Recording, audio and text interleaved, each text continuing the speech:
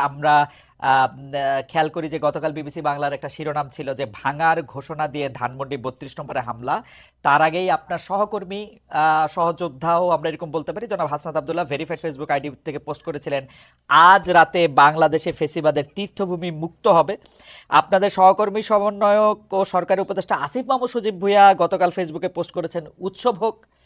আগেই ভগ্নস্তূপ হয়ে থাকা ৩২ নম্বরে বাড়ি ধূলিসাৎ করা যখন শেষ দিকে, তখন আপনার ফেসবুক পোস্ট আবু জাহেলের বাড়ি এখন পাবলিক টয়লেট। আপনার আগে আবার উপদেষ্টা মাহফুজ আলম ফেসবুক পোস্টে ভাঙার চেয়ে গড়ার দিকে মনোযোগ দেওয়ার আহ্বান জানিয়েছেন। গতকালকের ৩২ নম্বরে বুলডোজার অভিযানের ঘটনায় বৈষম্য বিরোধী ছাত্র আন্দোলন ও জাতীয় নাগরিক কমিটির অফিসিয়াল অবস্থান কি ছিল? আপনাদের সমন্বয়কদের সবার অবস্থান আমার কাছে একরকম মনে হয় না, নাকি আমার এটা বোঝার ভুল? আপনি যদি একটু আমাকে পরিষ্কার করেন। যে যেমন আপনি আসার আগে আমি একটু সামারাইজ করি, জনাব রেজাল করিম রনি বলেছেন যে এইটা আরো আগেই ভাঙা দরকার ছিল, এটা ৫ আগস্ট এটা ভাঙা দরকার ছিল, গতকাল এটা অনেক দেরি হয়ে গিয়েছে। এটা ছিল মোটামুটি উনার সার্বিক অবস্থান। উনি নিশ্চয়ই আবারও পরে বলবেন। জনাব সাজিদ সালাম, আপনার কাছে একটু জানতে চাইব। জন্য আমাদের জন্য আসলে দোয়া করবেন আপনারা। আমি যদি বলি আমাদের জায়গা থেকে যে এক্ষেত্রে বৈষম্য বিরোধী ছাত্র আন্দোলন কিংবা জাতীয় নাগরিক কমিটি তাদের জায়গা থেকে যে স্পেসিফিক এই বিষয়ে একটা কোনো অফিসিয়াল স্টেটমেন্ট ছিল বা কোনো একটা অবস্থান ছিল, ব্যাপারটি এরকম ছিল না। ব্যাপারটি ছিল এই যে তীব্র একটা ক্ষোভ। ভাই যে কথাটি বলেছেন সেই জায়গায় আমি সম্পূর্ণ একমত। এই বিষয়গুলো শুধু এটা নয়, আরো এরকম অনেক তীর্থভূমি রয়েছে আসলে, যেগুলো যে চূড়ান্ত যে আমাদের এই পুরো বাংলাদেশের মানুষের যে ক্ষোভ বা এই বহিঃপ্রকাশ, এটা আসলে ৫ই অগস্ট কিংবা ৬ আগস্ট ওই সময়ে হওয়ার কথা ছিল, হওয়া উচিত ছিল। এটা আসলে অনেক দেরি হয়ে গিয়েছে।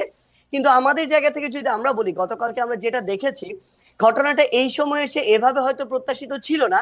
কিন্তু সবচেয়ে বড় কথা হচ্ছে এটা এক সময় না এক সময় প্রকাশিত হওয়ারই কথা ছিল। এবং এক্ষেত্রে সবচেয়ে বেশি আমার মনে হয় যে প্রভাবিত করেছে খুনি হাসিনা। যে প্রভাবিত তিনি ওই ১৫-১৬ জুলাই করেছিলেন ওই গণভবনে বসে প্রেস কনফারেন্স করে, সেই প্রভাবিত তিনি এখন করছেন ভারতে বসে।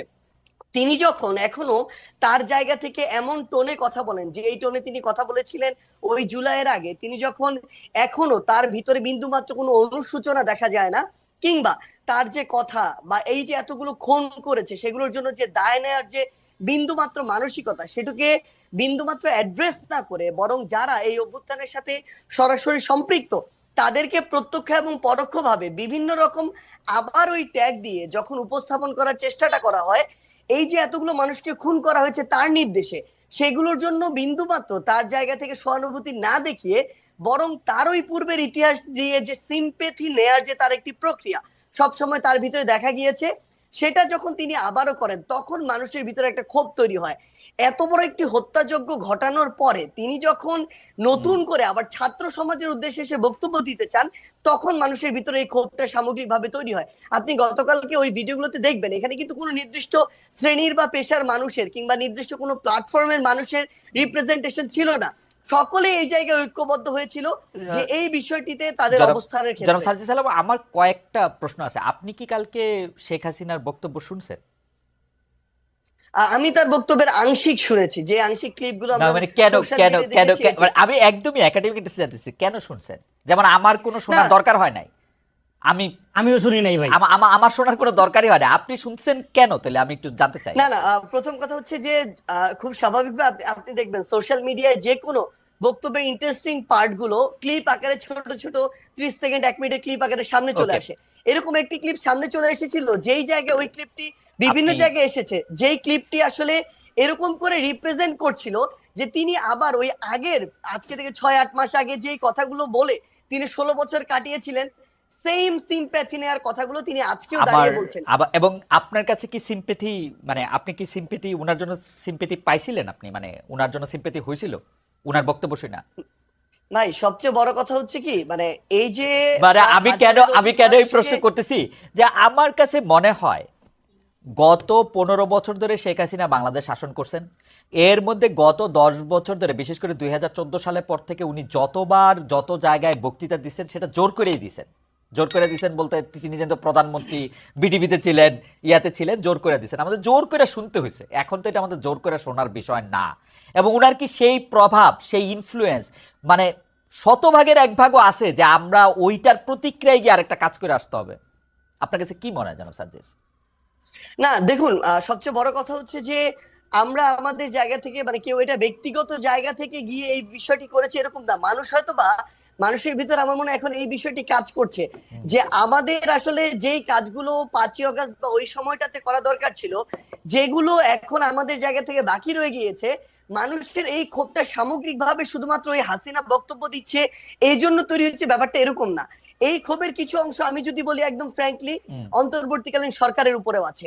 এই অন্তর্বর্তীকালীন সরকার তাদের জায়গা থেকে এই খুনি যারা ছিল, যারা সরাসরি এই খুনগুলোর সাথে জড়িত, ছাত্রলীগ, আওয়ামী লীগ, যুবলীগের ক্যাডাররা বা কিছু কিছু পুলিশ সদস্য, যাদেরকে আসলে গ্রেফতার করে বিচারের আওতায় আনার কথা ছিল, দৃশ্যমান এরকম একটা বিচার আমাদের দেখার কথা ছিল, সেটি যখন দেখছে না মানুষের ভিতরে একটা ক্ষোভের উদ্গীরণ হচ্ছে। যখন দেখছে ছাত্রলীগ, যুবলীগ, আওয়ামী লীগের ওই ওই সদস্যরাই বিভিন্ন ভাবে বিভিন্ন দলের সাথে এখন যুক্ত হচ্ছে এবং আশ্রয় প্রশ্রয়ে তাদের চোখের সামনে দিয়ে হাঁটছে, তখন এই মানুষগুলোর ভিতরে আরেকটা ক্ষোভ তৈরি হচ্ছে। তখন এই মানুষগুলো সামগ্রিক ক্ষোভের একটি আমার মনে হয় নতুন এখানে একটা ওকেশন পেয়েছিল, যে ওকেশনে গিয়ে অ্যাটেন্ড করে নিজের এই ক্ষোভটির উদ্গীরণ করেছে মানুষ। এইটা কি এরকম হইতে পারে জনাব সার্জিস আলম? ধরেন শেখ হাসিনার উপরে তো আপনার কন্ট্রোল নাই, আমারও কন্ট্রোল নাই, শেখ হাসিনা আরেকটা বক্তৃতা দিল, তারপরে গিয়ে কোন বাড়িটা ভাঙবেন? না দেখুন, এখানে শেখ হাসিনা অসংখ্য বক্তৃতা দিক আর একটা বক্তৃতা দিক সেটা ফ্যাক্ট না, তবে মানুষের ভিতরে এই যে ক্ষোভ, যেই ক্ষোভটা আসলে মানুষের একটা ভিতরে 5ই অগস্টের পরে যে কথাটি গতকালকে আমরা দেখলাম যে আমাদের উপদেষ্টা মাহফুজ ভাই যিনি রয়েছে তিনি বলেছিলেন যে মানুষ ভাঙাটা এক পাশে রেখে গড়ার দিকে মনোযোগ দিচ্ছিলেন, কিন্তু মানুষ যখন দেখছিলেন তার যেটুকু ন্যূনতম চাওয়া, ওই চাওয়াটুকু বিচারের ক্ষেত্রে হোক বা অন্যান্য পলিটিক্যাল স্পেয়ারে হোক, যেটা মানুষ এক্সপেক্ট করে, ওইটুকু যখন প্রত্যাশিত অনুযায়ী পাচ্ছে না, তখন মানুষের এই ক্ষোভের উদ্গীরণটা বিভিন্ন কারণে হচ্ছে এবং ঘটছে। এবং সবচেয়ে গুরুত্বপূর্ণ বিষয় হচ্ছে শেখ হাসিনা আগামীতে, আমি ধরে নিচ্ছি 1 মাস পরে কোনো বক্তব্য দিলেনও না, কিন্তু আজকে থেকে 2-3-4 মাস পরে আমরা যদি এই দৃশ্যমান শহীদ পরিবারের কিংবা যারা আমাদের আহত যোদ্ধারা রয়েছেন তাদের এই রক্তের বিচারগুলো দৃশ্যমান না দেখি, দেখবেন শেখ হাসিনার বক্তব্য দেয়া লাগবে না, আমরা শহীদ পরিবার কিংবা আহতদেরকে সাথে নিয়ে হয়তোবা এরকম রাস্তায় আমাদেরকে নিয়ে নেমে যেতে হবে এরকম একটা দৃশ্যমান বিচারের জন্য। তো এই জায়গাটা শুধুমাত্র শেখ হাসিনা দৃশ্যমান বিচার করার জন্য আপনারা আওয়ামী লীগের স্থাপনাগুলি বা আওয়ামী লীগের সাথে জড়িত জিনিসগুলি গিয়ে আপনারা ভাঙবেন।